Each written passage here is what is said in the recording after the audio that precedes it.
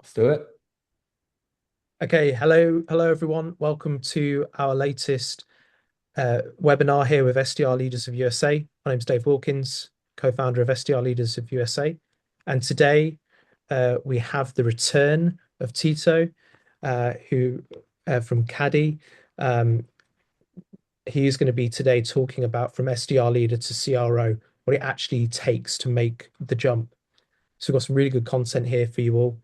I'm going to shut up in a moment, but if you have questions that you want to raise in this conversation, either put it in the chat or raise your hand, and then we'll get those answered.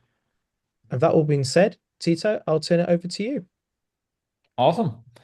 Thanks for having me. I do want to try to make this session interactive if possible. So I might ask a few questions and ask you to put things in the chat. If you guys don't know me, I'm Tito Bohrt. I've been in the world of sales development since 2011. So now I feel like a real veteran in the space. And I run two companies. One is a sales development consulting and outsourcing company called AltiSales, and the other one is a software company called Caddy. Um,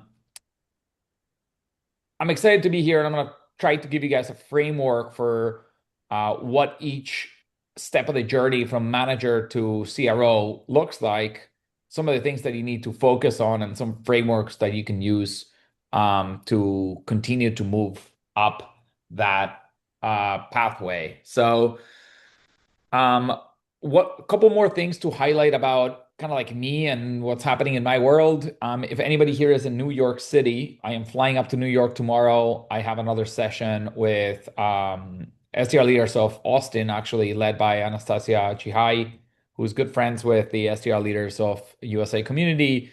And we're doing a session on account prioritization and account distribution. So if you're in New York, Google that or ping me after. I can help you get tickets. It's going to be a little bit of a workshop. And then if you find me on LinkedIn, Tito Bohrt, my name is super simple to find. But I've been writing about sales development for many, many years. And I think I've now have 64,000 followers on LinkedIn. If you look at anything regarding like SDR comp plans, SDR to AE handoffs, anything that has to do with SDRs, if you just type your question on Google plus my name, chances are is you're gonna find something because I share a lot of my knowledge very openly, and that's what's also brought us so much interest from the market. And with that, I'll start today talking a little bit about like this framework, especially when I first got promoted to manager in 2012 and I was an SDR leader. I didn't necessarily understand what my role was. Like I was such a great SDR. Now I get promoted to manager. Like I knew I had to like help my team perform, but I didn't have any frameworks or processes or understanding what good looked like. I had only had one manager. I didn't know exactly how to run one-on-ones. I didn't know too much about the tools. I didn't know how to recruit, how to hire, how to onboard. And I didn't really understand like where did my responsibilities start and where did they stop. So what I'm going to start with today is giving you a framework of like in the world, what is a individual contributor? What is the role of a manager, a director, a VP, and a C level? And then we're gonna hone it into sales development and try to dissect what does that actually mean to us and how can we bring it close to our hearts. So in a regular company, an individual contributor is somebody who's doing the work. We all understand that. If we have a company doing manufacturing, it's somebody who's operating the machines, who's doing things. It's very hands-on. The next layer you have is a manager. A manager is controlling the quality and the quantity of the work and make sure that the frontline employees are being productive. That usually means you're checking, again, if we think of manufacturing versus sales development, you're checking that the machine's operating the right number of hours, that there's enough maintenance, that like the employees are showing up on time, that the things are operational, and that the throughput of the efforts are great. In the world of sales development, that might be meetings set, meetings held. We need throughputs that the team is performing. As a manager level, you're usually not in charge of the design of the system or of the tweaking or optimization of the system. The system is handed over to you by somebody above you, usually a director. A director level is more in charge of systems design.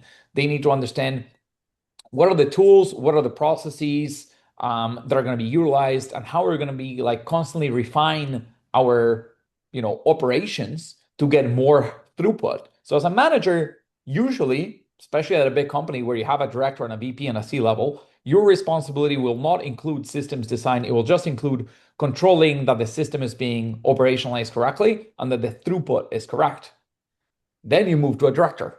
At a director level, you have a different set of responsibilities. Now you're going to collaborate cross department or cross section. If you're in a manufacturing company, you're getting some like parts, you have an assembly line, and they build it into a product. Well, as a director level, you're going to make sure that your systems are operationalized correctly so that you're creating enough product, but you're also going to be in charge of coordinating a little bit with like the teams that are sending you those parts. And those could be insourced or outsourced, right? It could be your same company or it could be a different company. And you're also going to be in charge of ensuring that whenever you ship that product out to the next team, that they're happy with the quality.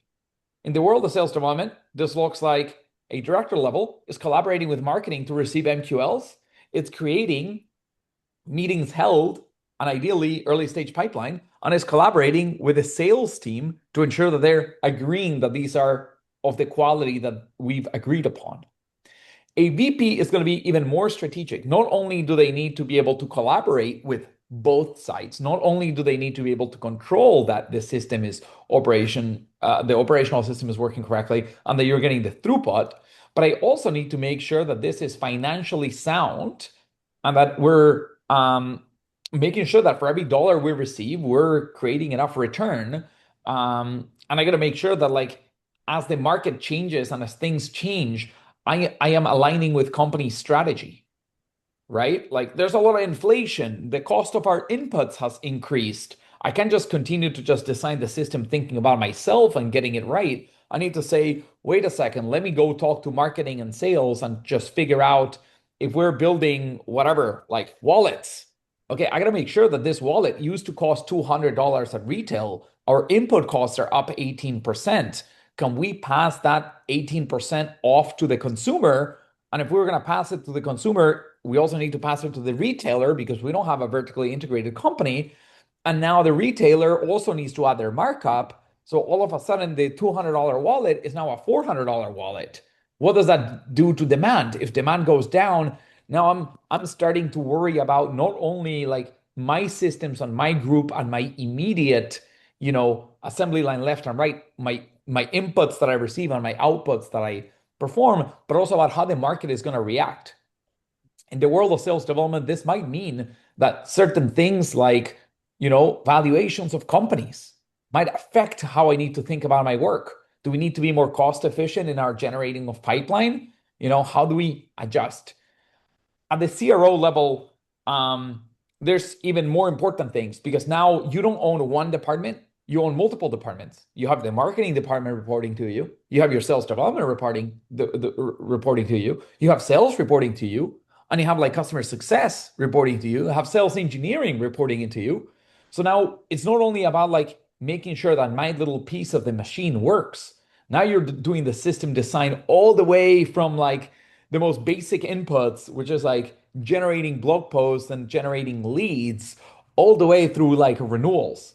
So you need to have a very deep understanding of how all these machines talk to each other and collaborate with each other to maximize the throughput while at the same time understand what the market values.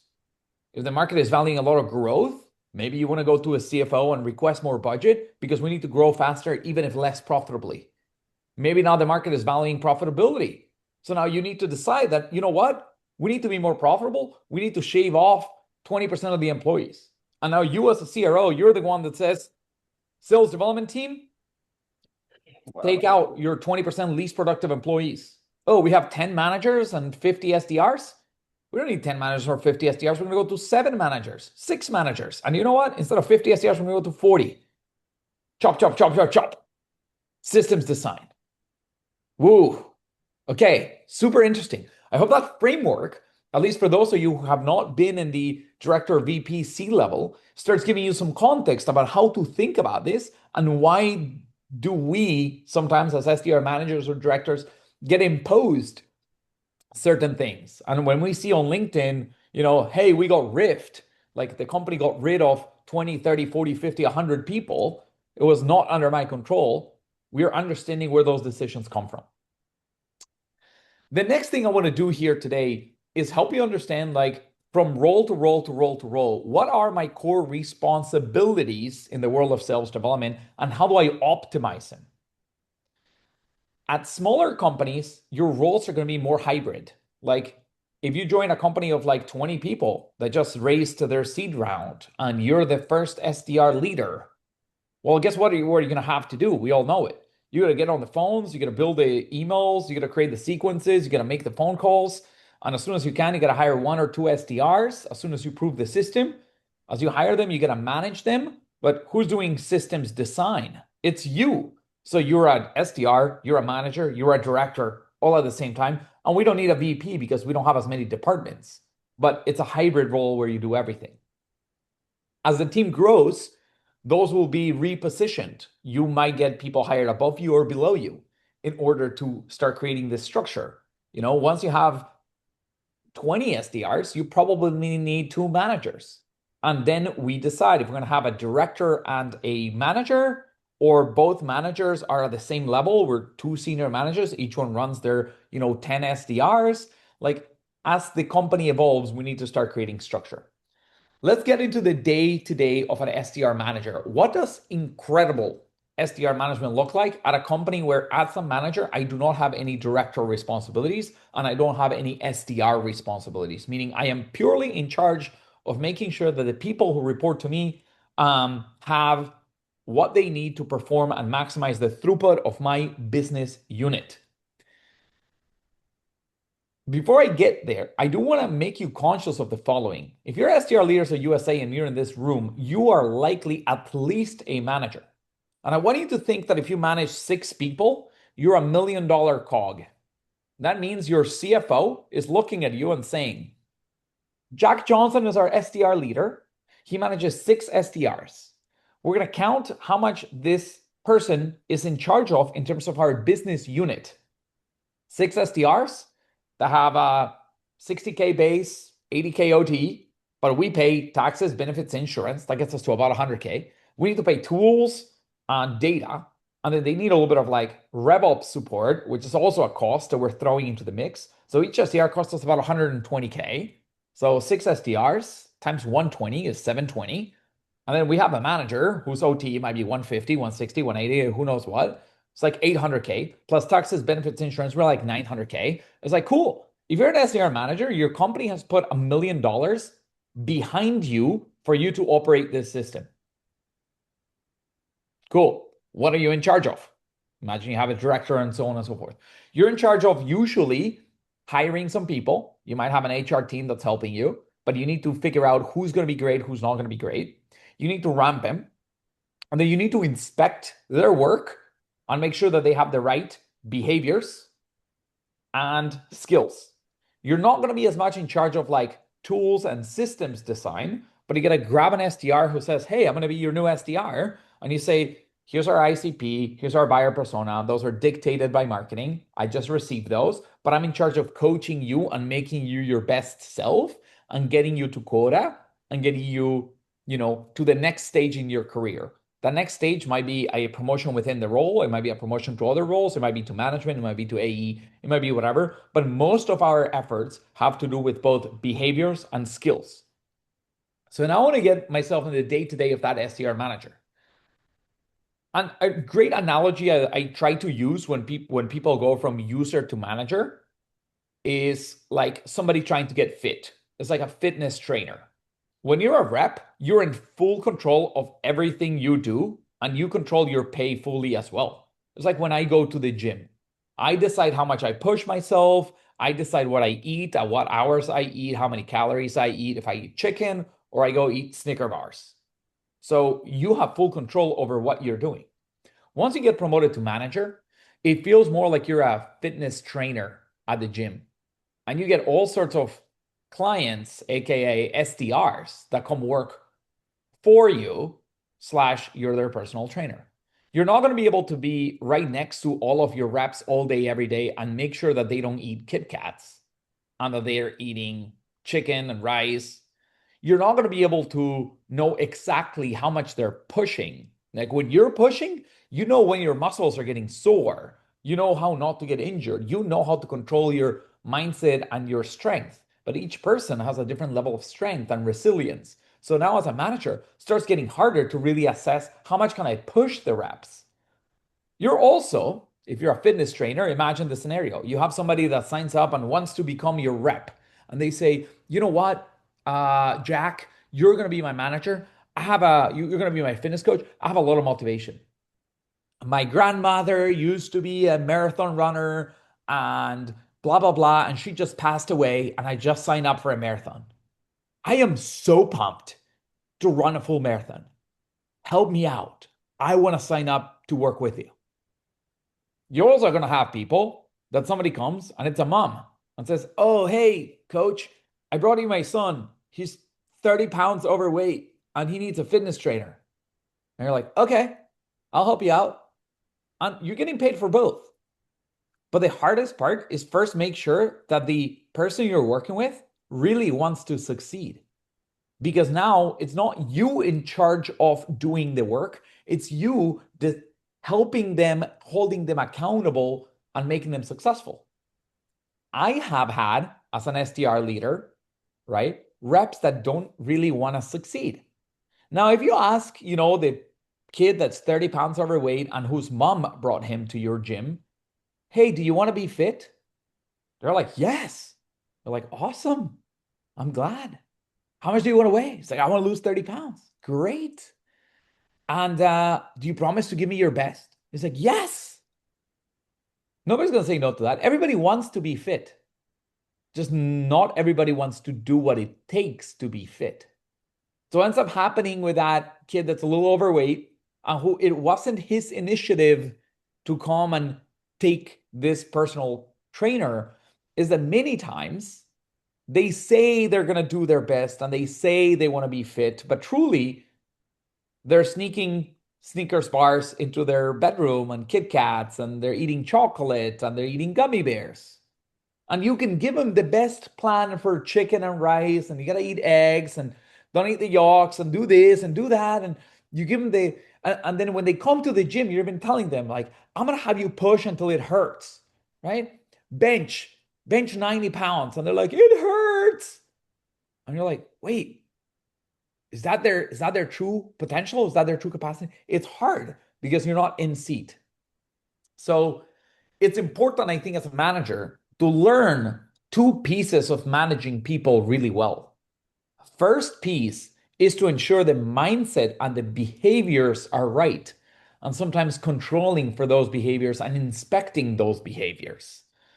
Just like the kids can sneak, some Kit Kats into their bedroom and eat them at night and then come back and tell you honestly that they're doing their best when they're truly not controlling for the variables that really hurt them. You're going to have reps that tell you, I'm doing my best cold calling. And then you inspect the calls and they're logging calls that they might not be making, or they are, calling and hanging up, or somebody says hello and they just, they don't care. So they hang up and they complain that the dialer sucks and the data sucks and the lead suck and that the webinar suck and that the training sucks and that your opener sucks. And like, they're never going to blame themselves. The overweight kid will always blame it on something else. They can blame their genetics, they can blame their culture, they can blame their household, their diet, their habits. It will never be, it's my lack of personal will, because this is psychology. We will always look at ourselves in the mirror and believe that we're great people and it's not our fault, right? Or we're not purposefully failing. So we need to control for that. The next thing, right? The first thing is to get the mindset right. The first step is to get that rep to want to succeed. Now, as a manager, there's things that you control and there's things that you don't control. For example, I've seen companies that have great managers, but sadly, their systems and process design is so poor that it's really hard to get reps motivated. I saw a company paying $20 per meeting. $20 per meeting. Yes, and we pay the same on inbound or outbound. And the quota is like 10. So like your total number of meetings per month is, or your total commission per month is $200. And I'm just there sitting and thinking, I would not like hustle hard for trying to get a meeting for 20 bucks. Like it just wouldn't work for me. Like I'd rather sit and do not a lot. I'm still getting a pretty good base and not work. And if you're a manager, you don't really have control over those designs because that's at the director VP level, sometimes with finance, right? But there are things that you control. You control helping your reps potentially get to their next step in their career or to their next goals, right? Do they want to be an AE? Do they want to be an SDR leader? And if they don't know their immediate steps, you can control their long-term ambitions. Like 10 years down the road, do you want to be a VP of sales? Do you see yourself in this world? Do you want to own your own business? Do you want to continue to be an SDR? Do you want to be an AE? Like, what does life look like? Who do you look up to? Who inspires you? So part of these things is also as a manager, having a really good framework to have one-on-ones with your reps and get to know them. Because only when you get to know them will you be able to understand how to motivate them. Going back to the kid that might be overweight, what inspires him? What excites him? Is it like, do you worry about your health? Like, do you know that people who are within a certain BMI parameter live longer? Does that matter to you? Have you ever lost anybody to a health condition that could be exacerbated by higher weight? And you gotta have, some finesse in asking some of these questions. Of course, we can give you that framework later. But it might not be that. For somebody else, it might be like, I have a crush on another girl or guy. And like, I want to get their attention, but they don't have a crush on me. That might be the motivation. So we need to understand every human to what motivates them. Will your mom be proud if you lose 20 pounds? Let's set up a schedule. As a trainer, I know how soon you can get there. I can help you plan. We can do 3 pounds a month. It would take 7 months. And let's control for the variables. And then sometimes you want to challenge people. Sometimes you want to add rewards. Sometimes you want to add gamification. Hey, Jack, we're going to test your bench press today. And if you can get to another 50 pounds in the next 6 months, I'm going to give you $100. I'm going to give you praise. I'm going to put you in the Hall of Famers. Different people care about different things. You need to a little bit understand the psyche, which is a little bit being a psychologist, being a therapist for your reps, understanding their backgrounds, their motivations, and getting them there. The other thing where this is going to help you a lot is when you recruit. Because every SDR manager that's a new SDR manager, for the most part, you're inheriting a team. You will be given a set of individuals that now you got to train. You didn't choose them, but now you're in charge. And like a new coach at a football team, you got to earn their trust. So that's a little bit different.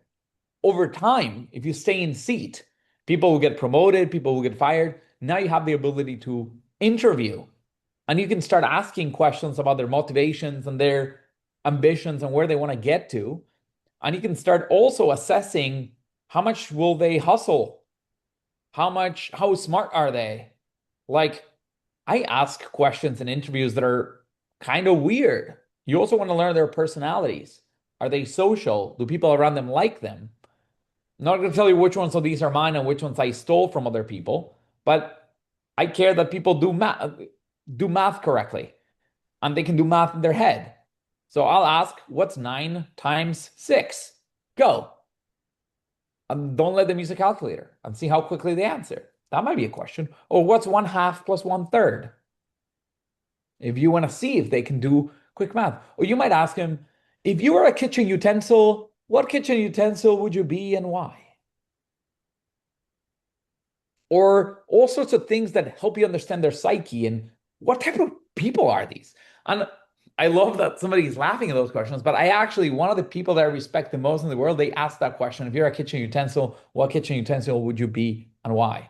They also start interviews with really fun questions like, what's your favorite cupcake flavor? People are like, wait, what? And they might say like chocolate. And they say, wrong answer. It doesn't matter what they say. They say wrong answer.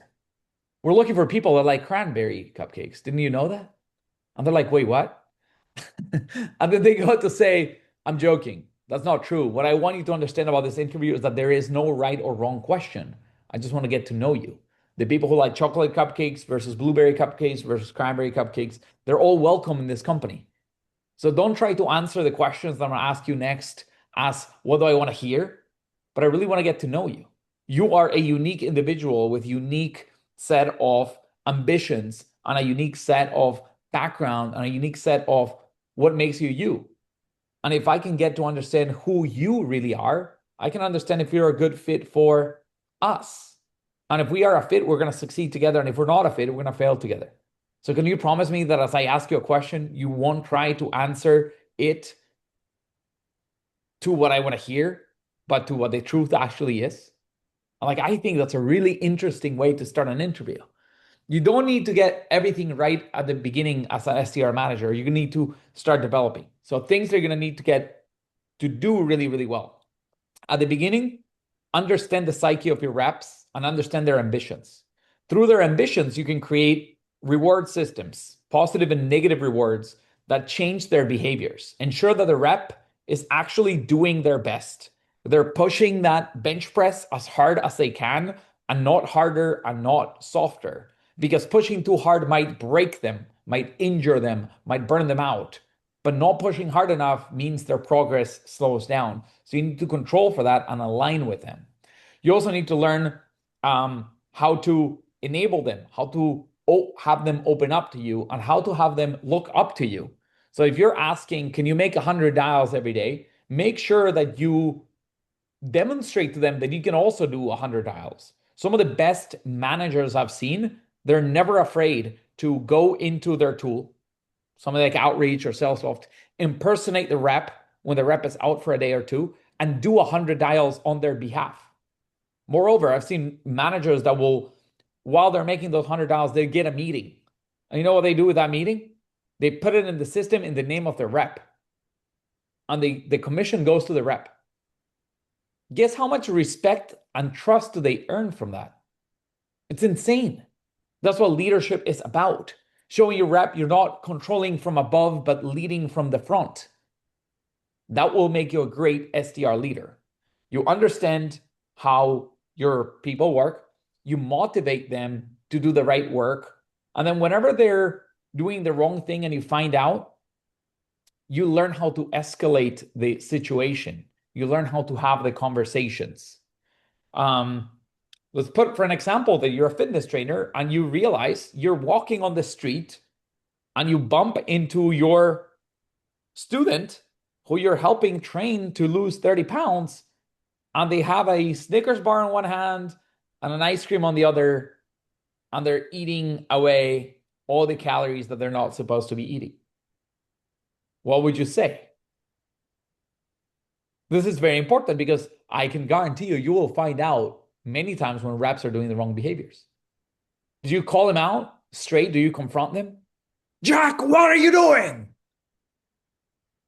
I don't know if that's going to create the best rep long term. I think it's going to create a lot of conflict, tension. I don't like that coach. He sucks. They need to be held accountable, but they also need to be held accountable with care. So part of being a great SDR manager, and this is skills that you'll develop over time and they will help you become a great director and a great VP, is to say, Jack, how are you? Would you? Good to bump into you. And Jack is with his Snickers bars and ice cream. And he's like, oh, hey, coach. You're like, good to see you.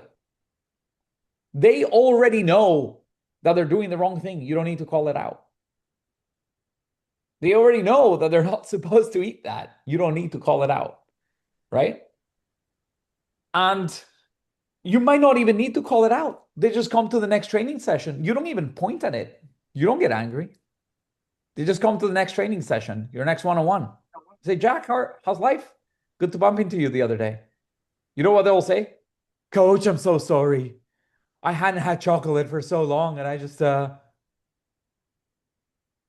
worry, dude. But let's take a step back. Let's analyze your goals again. We said 7 months to lose 30 pounds. Are we on track? Are you doing your best? How do I help you get there? There's a lot of like managing people is completely different from doing the work yourself. A lot of SDR leaders get to the SDR leadership role because they were great reps, not realizing that being a manager requires a completely different set of skills than being a rep. It's like promoting a great copywriter to be an engineer. Wait, what? Like, why would a good copywriter that works in marketing be promoted to an engineer? That's kind of how it feels to go from SDR to SDR leader. The set of skills that you need to perform in this job and to be great are going to be different. Understand your reps, learn to inspire them, learn to enable them, learn to earn their trust, learn to hold them accountable without calling them out, learn to build a relationship of trust and respect without confrontation. You can be very right and you can be very hated for being right. People will not admit that you're right because people will not admit that they're wrong easily. Let's jump to the next level. Having been an SDR manager for a little while, you will learn that there's things that are outside your control.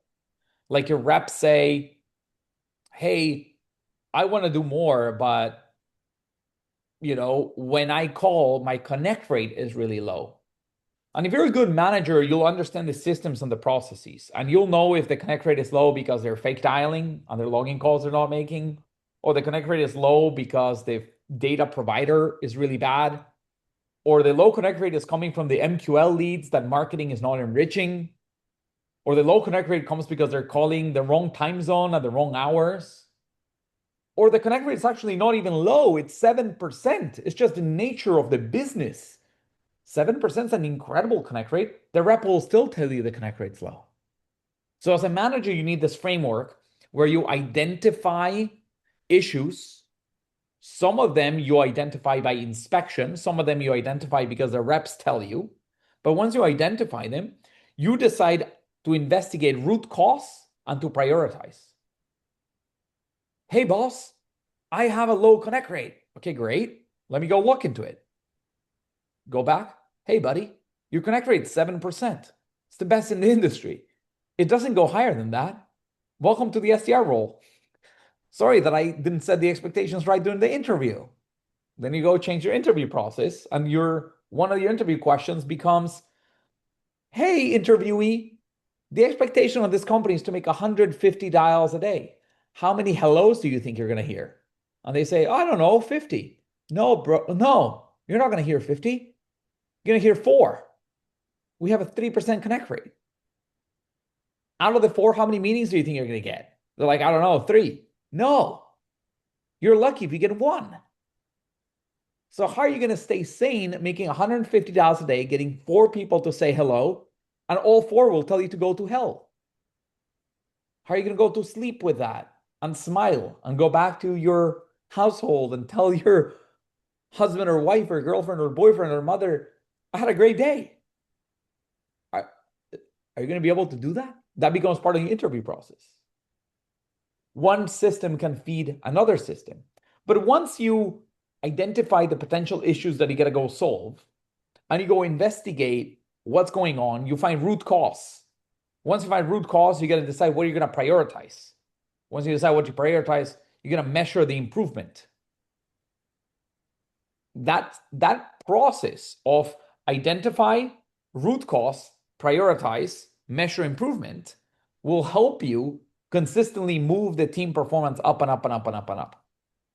The more you can move the performance of your team up as you continue to recruit, hire, and enable, the more likely you are to get promoted to director. Once you get to director, you're in charge of more things. You're in charge of building the systems and collaborating cross departments. Now you might have learned as a manager that the MQLs really have a low connect rate. Now you're a director. Now you can go talk to your marketing director much more easily than as a manager you can go talk to a marketing manager. Now we can start thinking about it and we can say, okay, all the MQLs from you are going to go into this sequence or this sequence or this sequence, depending on what type of MQL they are. And then what I'm going to do is I'm going to control for the connect rate per sequence.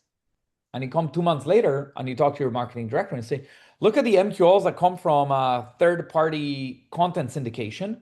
The connect rate is 0.7% versus our company average at 3.2%. And our demo requests have an 11.8% connect rate. Hey, marketing director, just a heads up. It's starting to feel like these content syndication leads are not very good. Can we think about repurposing budget and try to get other sorts of leads in here? Our success rate is better on cold outbound than it's on content syndication. How do we align your department and mine to produce more results? How do we operationalize the systems? And the marketing department might push back. Oh, that's because you don't call him fast enough. What's your speed to lead? Okay, let's start building an SLA. What do you need from me to demonstrate to you that these leads are good or not good, so on and so forth? And the same happens when you're a director. You're building the systems. You're fighting for the comp. You're talking to other departments. You're trying to optimize the throughput of your team while collaborating with the other teams a little bit too. You might go to sales and say, hey, we've generated 382 meetings, but our conversion from meeting held to stage 1 pipe is low. And by the way, I've analyzed your sales reps. And you have 11 sales reps. These 4 convert at a really high rate. These 4 convert at a medium rate. These 2 convert at a low rate. And this last rep never converts any freaking meetings into pipeline. Can we investigate? Can we look into it? What can we do better as a team to make sure that these reps are doing better? And what can you do as my counterpart in the sales department as a director who manages reps or who manages the managers who manage reps, right? Your VP, to maximize the conversions. The knowledge you gain as an SDR will help you understand the parameters that are possible once you become a manager. You will know if 300 dials a day is too much or not too much for the average person. You'll know if with a power dialer or a parallel dialer, that's possible.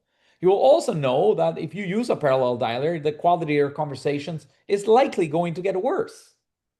And you're going to be unprepared. And you're going to have your hypothesis of what works for you, but also it's important to go look at the reps and what works for them. How do we not try to turn everybody into a Tito's replica, but learn about the reps, give them, the benefit of the doubt, inspect their workflow. And if the inspection of workflow demonstrates good performance, we actually use that as a way that we can train other people. Sometimes as a manager, you learn a lot by just listening to your best reps. I learned the best opener by listening to the reps. Every rep was opening calls differently. And over time, I could see how often would they go from a hello to a conversation. Then I started using the openers that my best reps had. So a lot of being a manager is, yes, challenging your reps, but also having a level of curiosity and a level of being okay with being wrong and constantly learning. Cool. I am going to be running out of time and I do want to do a Q&A. So I'm going to move really, really quickly.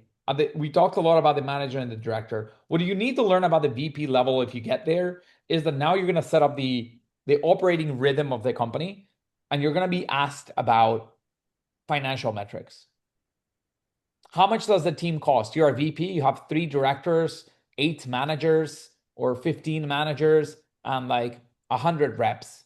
You work at Rippling. You're the VP of Sales Development at Rippling. Your name is Ashley Kelly. Great, beautiful. You're on an $11 million business unit.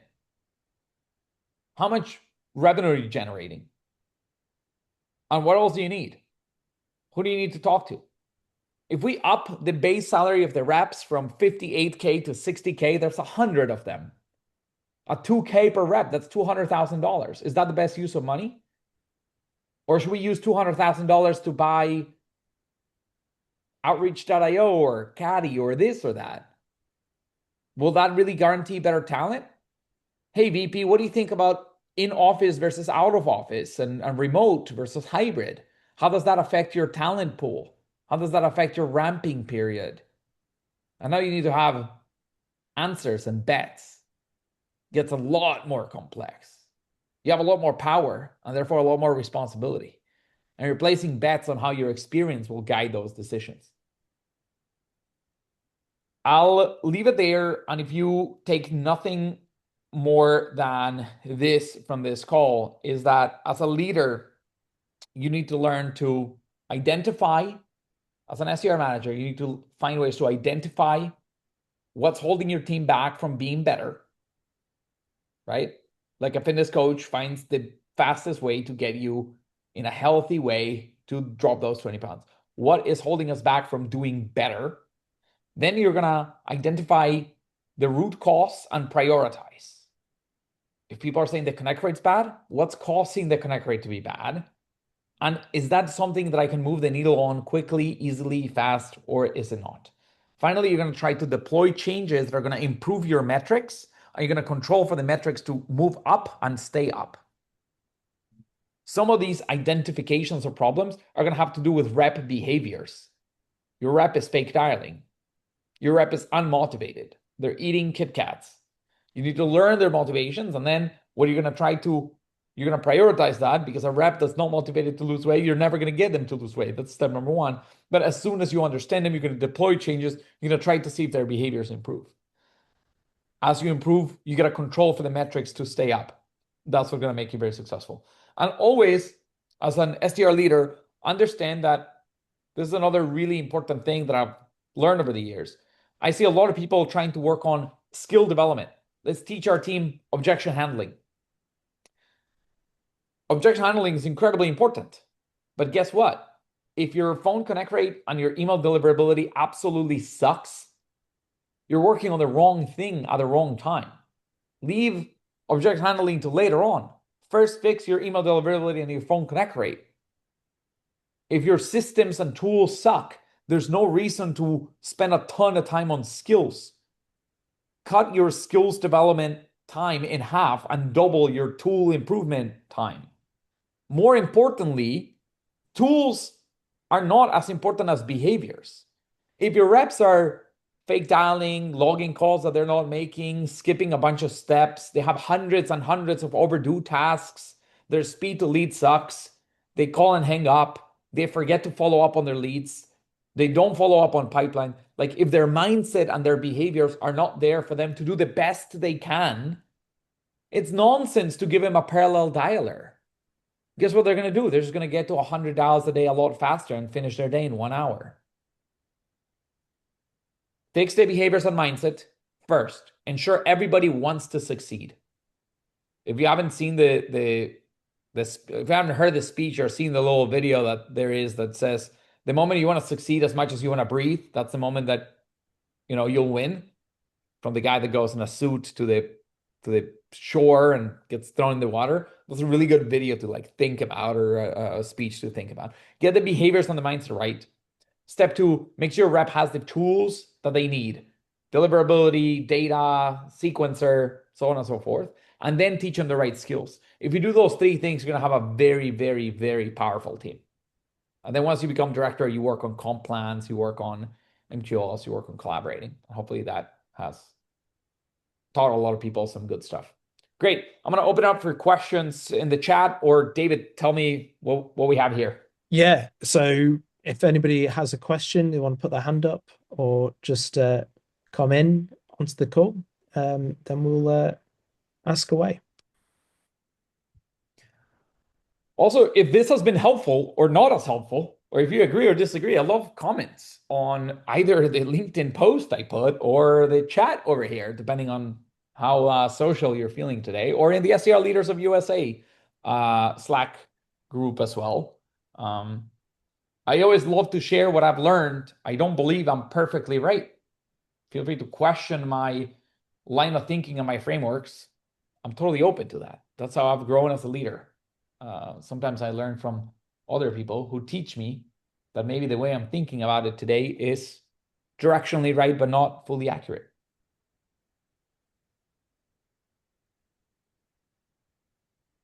Hey, Tito. I had a question about securing these positions, so interviewing for these roles.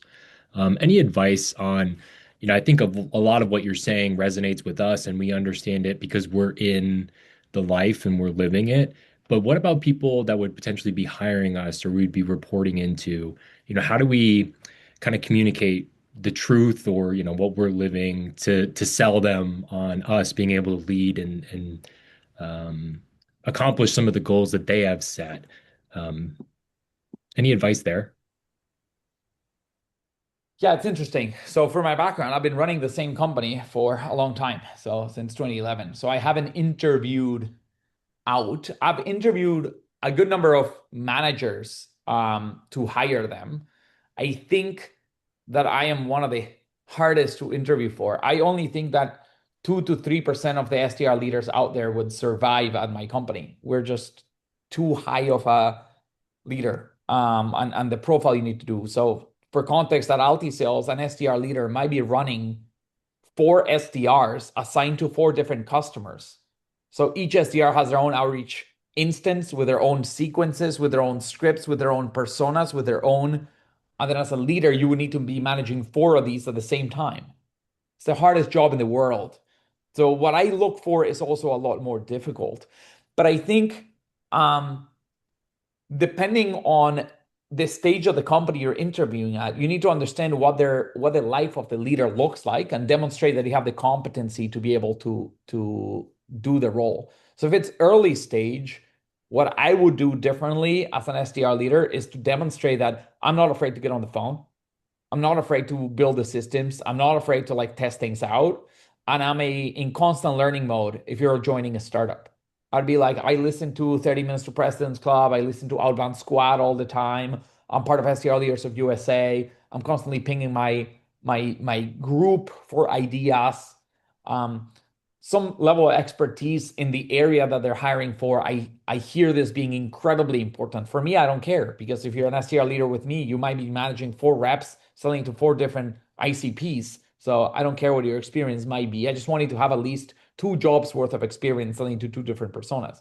But if you've done a lot of cybersecurity, it's easier to secure a role as a cybersecurity SDR manager because the tactics and habits and processes and the conferences you'll attend and the lingo that you've learned is more valuable. And then the biggest thing you can do, make sure your SDRs are leaving you recommendations on your LinkedIn profile.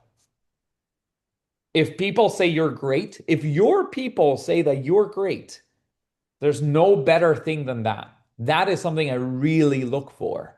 People who say, working for Jordan Bates was the best decision I made in my career. So glad I accepted his offer to join his company. I would follow him anywhere he goes. Done. You're hired immediately. I don't care. Because that demonstrates everything else that I could possibly want. The other questions I have is, are you going to build a good culture? Do people admire you? Are you going to be able to hold their reps accountable? Are you going to improve their careers? Are you going to retain the people? The reviews on your LinkedIn profile for me count a lot. And then if you have references of other people that will not just say, yeah, Jordan was great. Yeah, super good SDR manager. No, like the message that they must have is he's the best manager I've ever worked with. And to be able to get that level, because no reference will ever tell me, Jordan, oh yeah, no, he's okay. You're not hired, no chance. They need to say, like, he's good is a 2 out of 10. He's amazing. It's like a 5 out of 10. He's the best I've ever worked with. That's a 9 or a 10 out of 10. So you need to get that level. Now, to be at that level, you need to perform at that level. And to perform at that level, you need to learn the principles of how to perform at that level. And just like you're in charge of holding your reps accountable, you got to hold yourself accountable to try to move the needle. It's also a lot easier to try to get a job when you have a job than to try to get a job when you don't have a job. So if you see that your company is going in a really bad direction and you're doing your best to change it and you can't, leave. Get the hell out of there. And if you go to the next one and you feel the same, and the next one you feel the same, then look at yourself in the mirror and be like, is it them or is it me? And keep developing your skill set and take advantage of the community. And if you ever have a quick question for me, ask me too. Like I've been around the block for a long time. I always say, try to talk to people that are like 1 or 2 steps ahead of you. People who have been doing what you're trying to do. They just did it 6 months or a year or 2 years ago. Don't go talk to the CEO at Apple about how to be a great SDR leader. He's so disconnected from that. You know what I mean? Cool. Other Really questions? good Thanks advice. for that, Thank you. Jordan. Appreciate it. Yeah, we got one here from Tushar. I agree with almost everything you said. However, when it comes to coaching, it varies for in-office versus hybrid versus remote. Although you don't put them in a spot on the spot, but how do you tell them that they have been fake dialing? Your thoughts, please. So I've been running remote teams for a very, very long time, since 2016. From 2011 to 2015, I was in office. So I went remote before COVID hit. I agree with you. It is a little bit different, and your relationship is different. Because in office, it's also much harder to, let's say, log calls that you're not making and fake dial. Like you hear the floor, everybody's buzzing, and it's a different energy. At home, you if you're calling hello blah blah blah, they're like, ah, fuck you, right? Like somebody will scream at you and tell you to fuck off. That will happen in sales development. You hang up, silence. You look around, there's not one soul near you. There's no moral support. You're like, I don't want to work, but I need to get to 100 dials. They're gonna fire me. What do I do? Let me get the dials without making the dials, right? So like the behavior changes. What's really important is finding that problem as quickly as possible. And as I said, when you bump into you're the coach or the trainer, and you bump into your student with ice cream and a Snickers bar in their hand, you just say, hey, how are you? You let them know that you saw it. You don't immediately say, you're fake dialing, right? So part of what I built, because I run remote teams, and if you're using outreach, you should look into us. Happy to give you a trial, whatever. It's a company called Caddy. We actually do inspect a lot of the SDR flows, and we ping the rep, we ping the manager. Hey, we think this rep has weird behaviors that are worth investigating. Could or could not be something, but high signal to noise volume. And then you got to hold them accountable. I think the conversations are still similar. They need to be on one-on-ones. I mandate that all the conversations need to be cameras on. And you need to ask him about like, what are they doing? How are they doing it? Like, do you want to be top of the leaderboard? What motivates you? What excites you? And then you can always say, your data is looking a little weird. Run me through like your day to day. You can inspect at what times of the day are they making calls. When they're fake dialing, it's never like 4 call blocks of 25 calls fake dialed. If they're fake dialing, it's just like low call, low call, low call, low call, like 100 dials in 20 minutes, in 60 minutes, or like 20 dials in 5 minutes, 3 hours later, 20 dials in 5 minutes, right? So like some of these patterns are easy to recognize. You don't need to ask. Just like when you ask the overweight kid, like, do you want to be fit? They'll be like, yeah.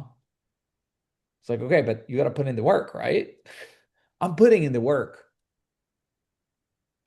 You got to give them a whoop. Put a wristband that measures their heart rate. I'll be like, cool, we're gonna get your heart rate to 185. He can't be like, I'm so tired. Your heart rate's at 160, bro. That's not tired. You can push further. So it's a little bit more paternalistic. You shorten the leash. You say, send me 2 things that I'll give you that I do with my reps. One is you put in their one-on-one for them to give you their metrics. Dials for the week, connects, conversations, meetings. They need to manually type it in. I know you can find it in your reports. I don't care. They need to manually type it in because that feels different for the rep. That's one thing. And the other one, if you want to tighten the leash even more, send me an end of day summary. How many calls, how many conversations, how many meetings, and then highlight the 3 most important calls. What were the objections? How did you handle them? What would you have done differently? So the worse they perform, the tighter you bring him, and the better they perform. My best rep takes every Wednesday off and goes golfing. I don't care. Why would I care? He's at 140% of quota. I tell all my other reps, if y'all are at 100%, 140% of quota, we'll change the company completely. We only work Monday, Tuesday, Thursday, Friday. Why the fuck do we need to work Wednesday if we're at quota? Just if you're not at quota, you got to be here at 8:55 a.m. and you better not leave until 5. But if you can hit quota, go home. You create your own culture. Again, as a manager, if you work at Rippling, you're a manager, you might not have this level of control. But as a director or a VP, these are the things that you will get to control. So hopefully that helps you. Cool. Right. Anybody else? I think we'll wrap it up there, Tito. Thank you. Thank you ever so much, Tito. And thank you everybody so much for being a part of this. This will be on our YouTube channel as well. If you want to get the recording afterwards, we'll be sending you a link for that. Tito, thank you ever so much. For sure. And anybody here, if we're not connected on LinkedIn, add me. And if you ever need anything from me, I'm a quick message away. Always happy to help. I'm a big supporter of SDR Leaders of USA and the whole community. And if anybody here is in New York, ping me also for the event tomorrow. So thanks everybody for attending. And hopefully you got some value from this. Thank you so much, everyone.